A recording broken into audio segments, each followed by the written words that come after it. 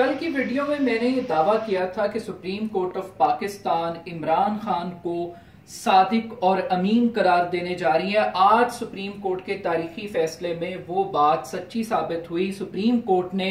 Ephedrine Abbasi की नाहली के इमरान खान की नाहली के हवाले से दरखास्त को मुस्तरद कर दिया। अब इमरान खान के अहल होने से जो सबसे बड़े इमीडिएट फायदे हैं कि आने वाले मुस्तकबिल में क्या होने जा रहा है। सबसे पहली चीज कि इमरान खान को एक बहुत बड़ा मॉरल बूस्ट मिला है। ये इखलाकी बरतरी वोटर्स को अट्रैक्ट करने के लिए, बिलखुसूस जो न्यूट्रल वोटर है जो हकायक के ऊपर हकीकत पे मबनी तर्जियों को देखते हुए किसी भी पार्टी का इंतखाब करेगा, तो इमरान खान उस वोट बैंक को बहुत अच्छे तरीके से ग्रैब करने की पोजीशन में है। दूसरी बात, बहुत सारे अरकाने असम्बली जो कि एक नाहल शख्स की पार्टी में बैठे हुए थे और वो इंतजार कर रहे थे कि इमरान खान की अहलियत का फैसला हो जाए, तो आने वाले दिनों के अंदर अब वो नाहल शख्स की पार्टी छोड़कर या जो इंडिपेंडेंट कैंडिडेट हैं वो अब तहरीक इंसाफ उनके लिए एक बहुत अच्छी ऑप्शन होगी और वो तहरीक इंसाफ की जानिब बड़ी तेजी के साथ बढ़ते हुए आपको दाखिल होते हुए पार्टी में शमूलियत इख्तियार करते हुए नजर आएंगे।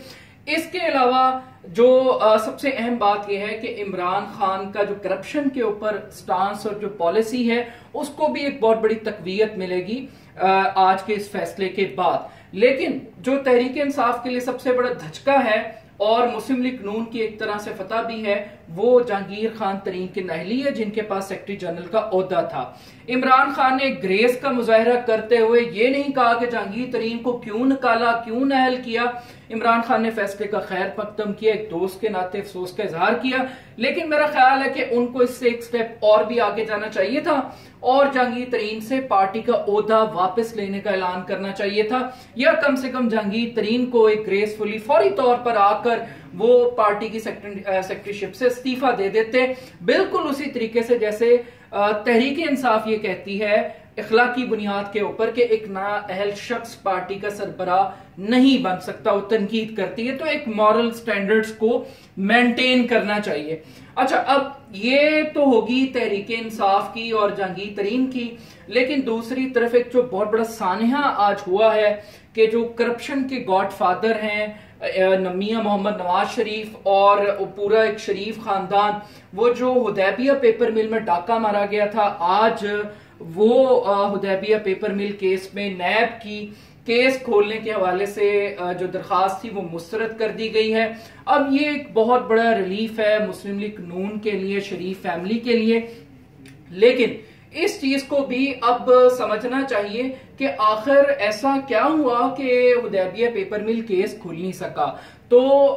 वो बात के जो हम जानते हैं कि नैब इस मुल्क के अंदर शरीफ खानदान की करप्शन को प्रोटेक्ट करता रहा। ये हुदैबिया पेपर मिल केस से पहले पनामा में हमने ये सुप्रीम कोर्ट के मुंह से सुना था कि नैब वफात पा चुका है। अगर नैब काम कर रहा होता, एफबीआर काम कर रही होती, एससीसीपी काम कर रहा होता, तो शायद ये अदालतों में ये मुकदमा जाते ही ना। लेकिन पहली समाअत के ऊपर हुदैबिया पेपर मिल केस में जो 3 रुकनी बेंच था उसके अंदर ये बात सामने आई कि सुप्रीम कोर्ट ने जब ये डिमांड की कि असल रेफरेंस जो लाहौर हाई कोर्ट के अंदर जो रिजेक्ट किया गया था वो कहां है, असल डॉक्यूमेंट्स नहीं लगाए गए। जो 11 दिसंबर को समाअत हुई उसमें नैब का रवैया ये था कि जनाब प्रोसिक्यूटर जनरल नैब के पास अवेलेबल नहीं है, लिहाजा जब तक प्रोसिक्यूटर तैनात नहीं किया जाता आप मुकदमे को समाअत के लिए मुलतवी कर दें। तीसरी स्टेज के ऊपर जब आज सुप्रीम कोर्ट के अंदर समाअत हुई 3 रुकनी बेंच के सामने,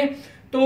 बाकायदा तौर पर यह ऑब्जर्वेशन दी गई कि नैब जिन नुकात के ऊपर मुकदमे को चला रहा है वो नुकात से मुताल्लिक दस्तावेजात नैब ने अपने पिटीशन के अंदर, अपने मुकदमे के अंदर, अपने दलाइल के अंदर वो कागजात दिए ही नहीं है। तो ये संजीदगी का आलम था, ये वो कनेक्टिविटी है शरीफ खानदान की और नैब की इंटरनली। तवक्ते के ये एक अलग बात है कि जस्टिस जावेद इकबाल साहब आए हैं जो कि खुद भी एक जज हैं, लेकिन लगता यह है कि अभी तक नैब के अंदर सोच नहीं बदली, अभी तक करप्शन को फरोग देने वाले लोग मौजूद हैं। क्योंकि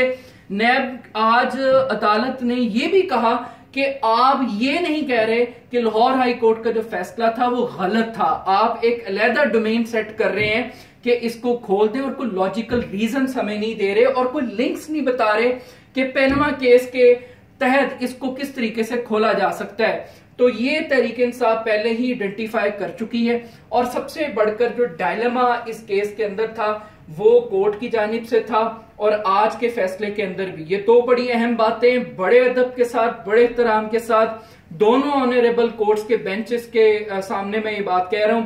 एक लाइव टीवी टॉक शोज के ऊपर पाबंदी लगाने का फैसला, इस मुल्क के अंदर ट्रांसपेरेंसी का फुकदान है। हुदैबिया पेपर मिल केस के ऊपर टॉक शोज में पाबंदी लगाई गई और जो समातों के अंदर गुफ्तगू की गई, क्योंकि नैब ऑन ट्रायल है, ये मुल्क को खास उम्मीदें नहीं है इस नैब से, लेकिन जस्टिस जावेद इकबाल के बाद आने के बाद हम एक उम्मीद कर रहे थे तब्दीली की, वो वाकई नहीं हुई। और दूसरी चीज, आज जो इल्तवा की वजह बताएगी फैसला सुनाने में कि कोई गलती हुई है जिसकी वजह से 250 सफ़े पढ़ने पड़ गए हैं, तो अगर वो या तो ये बात ना कहते या कम से कम वो गलती जरूर आइडेंटिफाई कर देते काम आदमी के लिए, ताकि कोई इबहाम ना रहता। क्योंकि एक एम्बिग्विटी ये क्रिएट की जा रही है, कुछ अफवाहें ऐसी गर्दिश कर रही हैं कि बुनियादी तौर पे हुदैबिया में शहबाज शरीफ को रिलीफ देने की कोशिश की जा रही थी, जिसके बदले में जहांगीर तरीन पर हाथ थोड़ा सा होला रखा जाएगा और उनको भी एक वे आउट दिया जाएगा, जो कि बाद में नहीं दिया गया। लेकिन सबसे बढ़कर एक बड़ी अहम बात यह है कि मुस्लिम लीग नून, जो कि एक आखिरी बात मैं आपको बड़े गौर से सुनिएगा, कि मुस्लिम लीग नून ने कहा है कि जहांगीर तरीन को कुर्बानी का बकरा बनाया गया है और उनको ये फैसला कबूल नहीं है। अगर मेरा ख्याल है कि यही वो बुनियाद है जिससे आपको मुस्लिम लीग नून की करप्शन का अंदाजा होता है कि एक करप्ट आदमी को नाहल करवा देने के बाद तो उनको क्रेडिट लेना चाहिए था, लेकिन चूंकि उनका मसला करप्शन है ही नहीं, उनका मसला है डिसऑनेस्ट आदमी को उसके कैफरी किरदार तक पहुंचाना है ही नहीं, उनको मसला है एक ऑनेस्ट आदमी से, एक शरीफ आदमी से, एक सादिक और एक अमीन इंसान से उनको मसला है। उनको मसला इमरान खान से, और चूंकि एक सच्चा आदमी सिस्टम के अंदर से निकल कर आ गया और वो उसके जाल में नहीं फंस सका, कोई चीज उसके अगेंस्ट नहीं प्रूव हुई, तो इसलिए उनको तकलीफ हो रही है और वो चाहते हैं इस मुल्क में करप्ट लोग चलें और निजाम आगे चले। लेकिन दो खुशखबरियां तहरीक इंसाफ के लोगों के लिए कि तालीम के हवाले से ये अलिफ ऐलान की एक रिपोर्ट आई है जिसमें पूरे पाकिस्तान के 141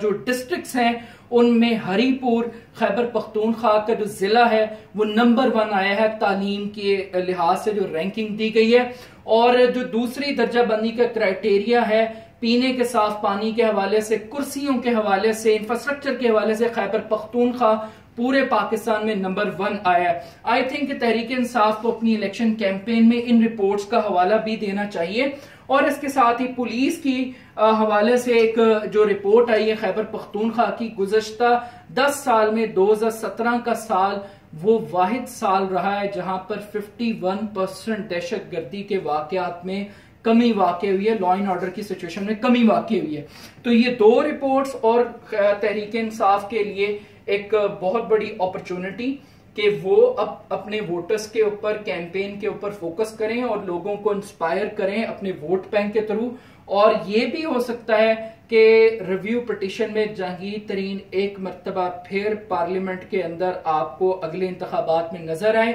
सादिक और अमीन के सर्टिफिकेट के साथ, क्योंकि ये बैटल ऑफ लॉ है, बैटल ऑफ वर्ड्स है। इसमें आप सच को झूठ और झूठ को सच कर सकते हैं और ये हर आदमी का हक है। लेकिन एक आखिरी चीज, जुम्मे का दिन पाकिस्तान की तारीख में बहुत अहम दिन है। परवेज मुशर्रफ की इमरजेंसी को गैर कानूनी करार दिया गया। जुम्मे के दिन अदलिया बहाली का ऐलान किया गया। जुम्मे के दिन नवाज शरीफ को नाअहल करार दिया गया जुम्मे के दिन। और हुदैबिया पेपर मिल केस में शरीफ खानदान को एक क्लीन चिट के लिए एक रास्ता प्रोवाइड किया गया जुम्मे के दिन। इमरान खान को सादिक और अमीन करार दिया गया जुम्मे के दिन। तो ये जुम्मे का दिन पाकिस्तान की तारीख में बहुत अहम है।